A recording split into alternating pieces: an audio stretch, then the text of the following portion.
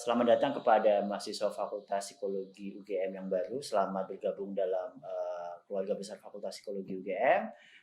Saya di sini mewakili dosen Fakultas Psikologi UGM. Nama saya Galang Nufityanto. Saya akan mengantarkan materi dalam sesi Tekadku untuk Maju. Nah, ketika saya bicara tentang kehidupan akademik saya selalu terngiang-ngiang kata-kata yang khusus, yaitu adalah apakah saya telah melakukan hal yang terbaik dan apakah saya sudah melakukannya dengan hasil yang terbaik. Nah, dalam 20 tahun saya belajar dan kemudian saya berkarir di dunia pendidikan, saya akhirnya menemukan bahwa ada 3 kunci untuk menjadi pribadi yang maju.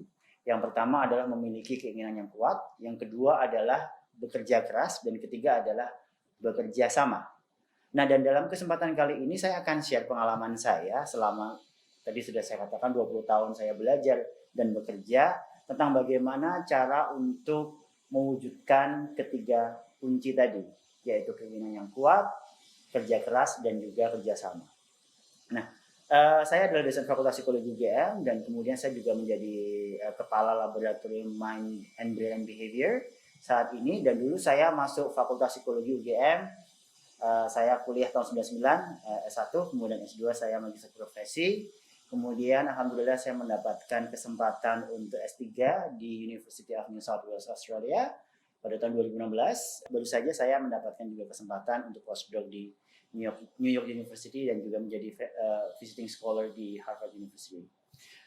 Meskipun banyak orang yang mengatakan bahwa saya telah banyak memiliki kesempatan untuk belajar di beberapa instansi pendidikan terkemuka di dunia, tetapi ada sedikit penyesalan dalam hidup saya karena dulu ketika saya mahasiswa S1 saya tidak memiliki keinginan yang kuat untuk belajar dengan sungguh-sungguh. Jadi awalnya dulu saya masuk ke UGM di Fakultas Psikologi adalah pilihan kedua. Pilihan pertama saya adalah Fakultas Kedokteran.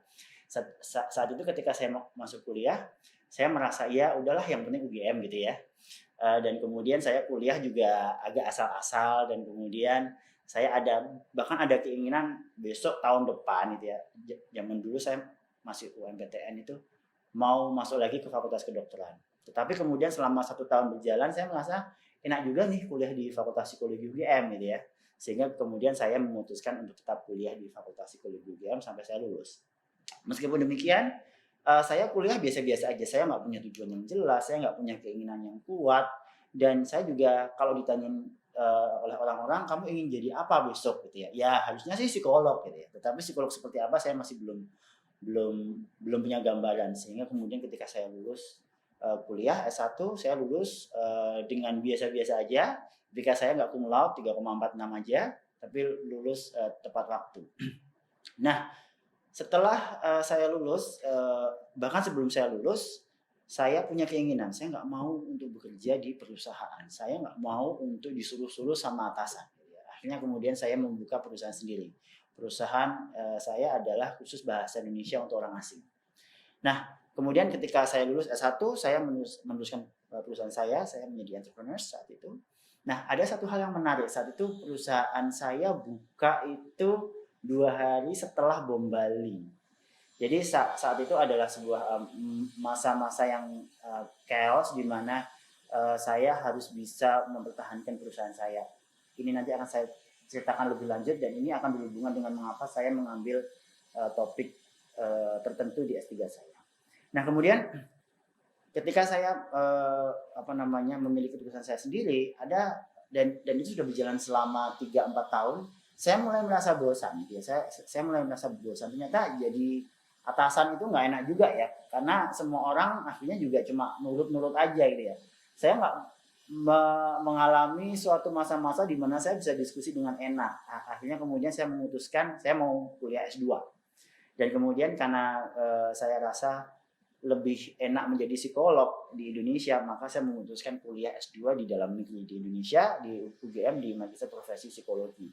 Karena memang setelah saya lulus akan menjadi psikolog. Nah, saat itulah saya baru memiliki keinginan bahwa saya benar-benar ingin kuliah. Dulu kalau S1 kan saya kuliah karena harus ya. Kalau ini S2 ini saya sebenarnya nggak harus kuliah, tetapi ketika saya memutuskan untuk kuliah, saya komit, saya ingin memberikan yang terbaik. Jadi saya punya keinginan yang kuat dan saya kemudian ingin untuk mewujudkan dengan kerja keras untuk usaha yang terbaik saya. Alhamdulillah saya lulus lumayan cepat, lulusan tercepat saat itu, dan kemudian IPK saya 3,96. Jadi lulusan terbaik juga. Nah, saat itu kemudian saya lulus langsung diminta direkomendasikan untuk menjadi dosen di Fakultas Psikologi UGM. Saat itu saya juga merasa apakah ini pilihan yang tepat bagi saya gitu ya. Apakah saya ingin benar-benar ingin menjadi seorang dosen. Akhirnya kemudian ketika ya sudah diniatin aja, karena toh saya juga suka mengajar gitu ya. Akhirnya kemudian saya menjadi dosen bergabung di Fakultas Psikologi tahun 2010. Nah, tahun 2012 kemudian saya mendapatkan kesempatan untuk melanjutkan S3. Saya mendapatkan beasiswa dan kemudian saya sudah punya bayangan saya ingin meneliti apa. Saya ingin meneliti tentang intuisi. Nah, hal ini terkait dengan pengalaman saya ketika saya memiliki perusahaan sendiri. Nah, saat itu saya ingat jelas sekali. Jadi saya sudah ketika saya ingin membuka perusahaan saya persiapannya udah 1 tahun sebelumnya. Dan di hari launching itu, hari launching pertama kali perusahaan saya, itu adalah dari 2 hari setelah bom Bali terjadi. Tidak ada yang expect, tidak ada yang bisa menduga bahwa bom Bali akan terjadi gitu ya. Dan itu terjadi, dan karena konsumen saya adalah mahasiswa asing, orang-orang asing, bisa dipastikan kan bom Bali akan membuat orang-orang enggan untuk datang ke Indonesia. Nah, saat itulah saya banyak ditanya oleh orang-orang, banyak ditanyai oleh investor saya. Kamu yakin nggak dengan ini? Kalau kamu mau mundur sekarang saatnya, karena saya bisa kemudian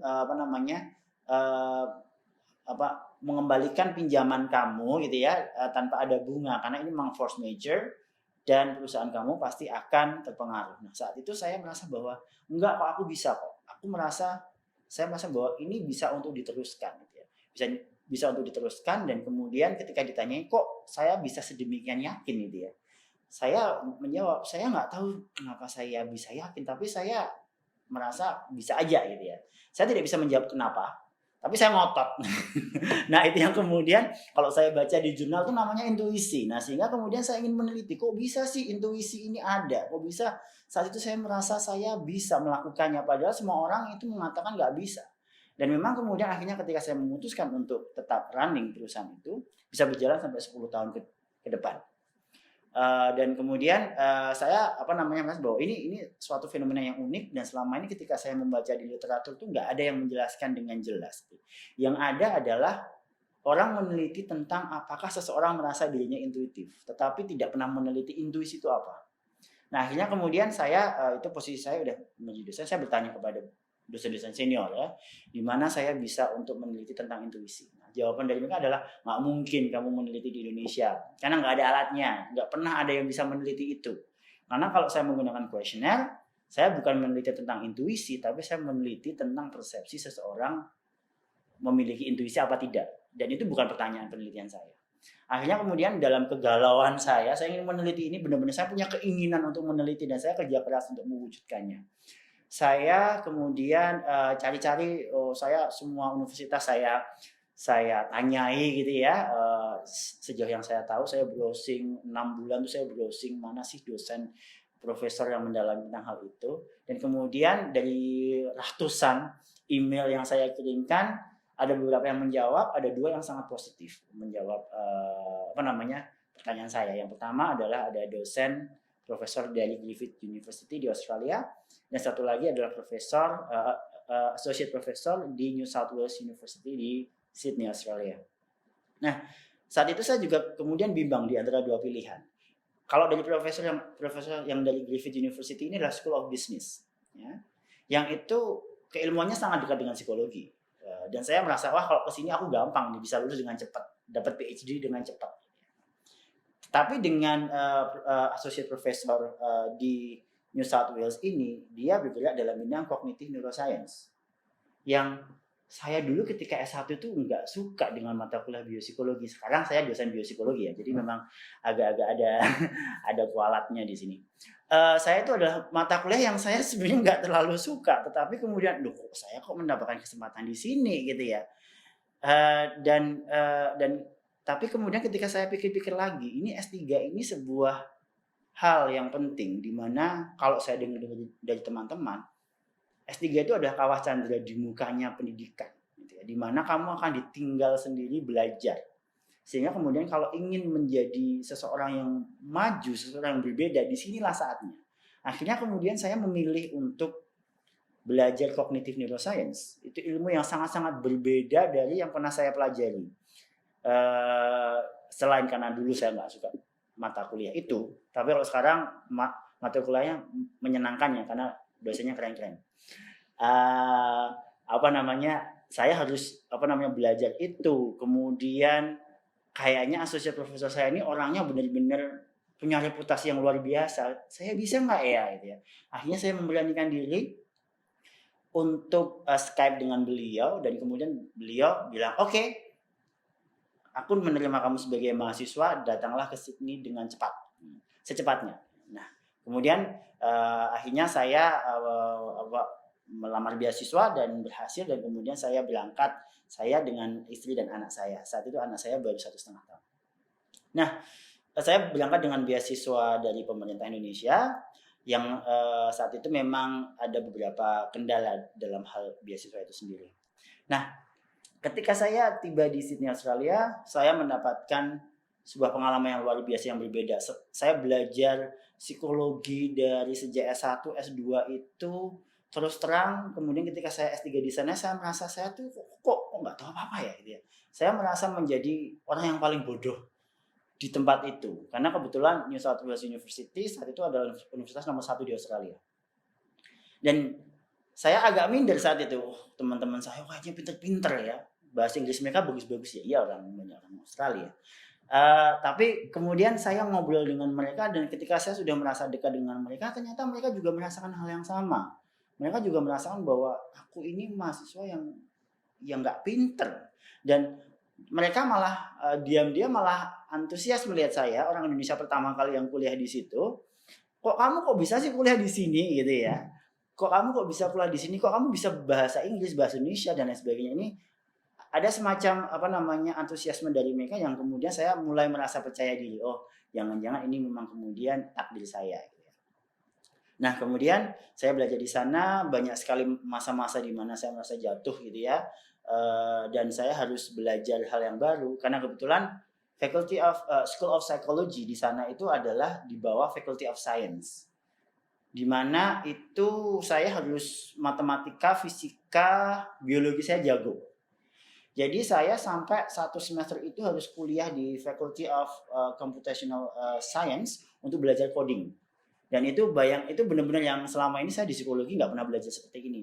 Dan saya pernah ditanya oleh teman-teman saya, gitu lah. Oh, Galang, program komputer, menurut kamu program komputer yang paling susah apa, gitu ya? Saya menjawab SPSS. SPSS itu sebuah alat statistika untuk menganalisis, dan itu biasanya momok kalau buat mahasiswa. Mereka ketawa, dan saya merasa, loh kok kamu ketawa? Terus mereka berusaha dia nanya, are you serious, Galang? Aku bilang, iya bener, aku merasa SPSS itu udah yang paling susah. Dan saya tanya balik ke mereka, emang apa di sini program komputer apa yang kalian buat? Oh, kami menggunakan MATLAB ya. MATLAB itu adalah program untuk membuat SPSS. Jadi kemudian, aduh, benar-benar yang kayaknya saya salah masuk deh. Tapi ya kemudian akhirnya tadi karena saya berbekal ada keinginan yang kuat, saya ingin menjadi orang yang berbeda. Saya ingin menjadi seorang pembelajar yang berbeda, pembelajar yang lebih maju. Akhirnya ya udah, saya jalanin aja. Sampai kemudian ada beberapa permasalahan dengan beasiswa yang kemudian telat turun 1 tahun. Jadi kemudian saya di sana kuliah sambil bekerja. Saya pernah jadi tukang jagal, pernah jadi tukang cleaning kloset dan lain sebagainya. Itu benar-benar satu perjalanan yang kemudian menjadi kadang-kadang ada satu titik di mana saya bertanya kepada diri saya, gitu. Ngapain sih saya melakukan ini, gitu ya? Ngapain sih saya melakukan ini? Sampai kemudian istri saya juga harus bekerja pagi-pagi, dan kemudian benar-benar suatu hal yang luar biasa, yang kemudian membuat saya bertanya-tanya, kenapa sih saya melakukan ini? Benar nggak ya saya melakukan ini ya?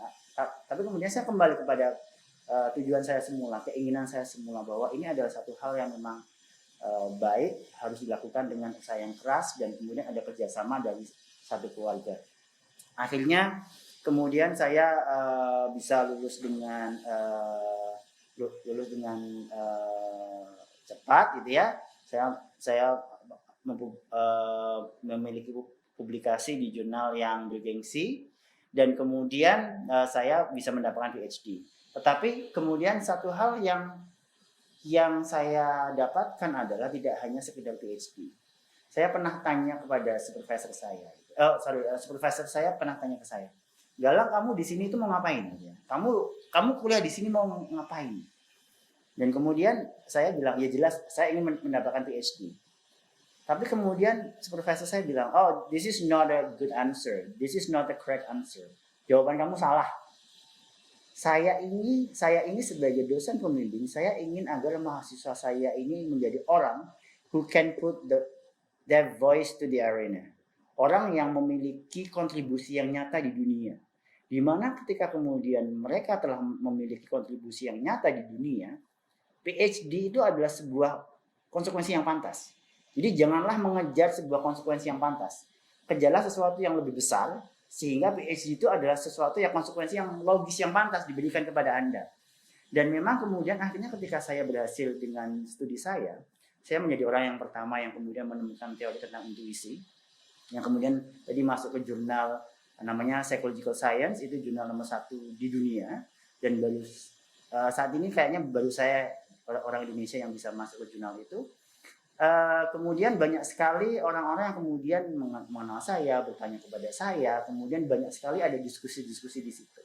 Nah, saya kembali teringat perkataan supervisor saya bahwa tujuannya itu jangan hanya menjadi lulusan saja, tetapi menjadi orang yang kemudian bisa berkontribusi terhadap dunia ini. Itu yang kemudian harusnya menjadi goal kita semua sebagai mahasiswa yang maju.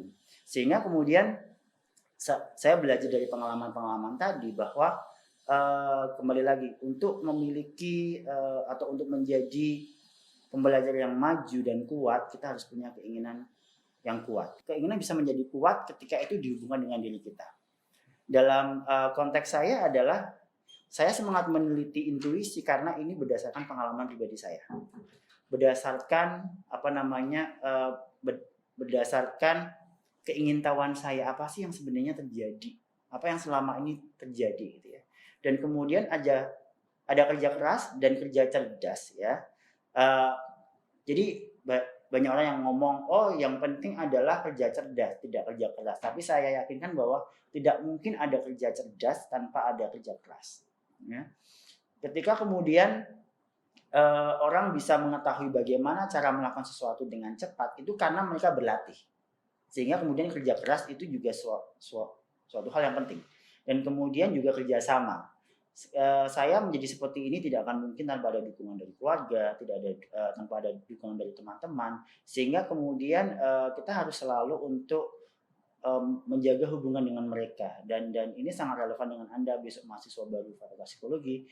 Anda mengalami masa transisi dari SMA ke mahasiswa. Apalagi kondisi Anda secara spesifik tidak mudah karena Anda akan mulai dengan kelas online, ya. Sehingga kemudian sangat-sangat penting bagi Anda untuk kemudian menjaga hubungan yang baik dengan teman-teman. Sekiranya nanti Anda sudah diperkenankan untuk bertemu kembali, silahkan untuk membina hubungan dengan teman-teman karena merekalah yang kemudian akan membantu Anda sehingga bersama-sama Anda bisa mencapai garis finish. Tidak hanya sebagai lulusan yang terbaik, tetapi sebagai orang yang memiliki kontribusi yang nyata di dunia ini. Sekian dari saya, semoga pengalaman saya tadi bisa memotivasi Anda untuk menjadi mahasiswa yang maju dan tangguh.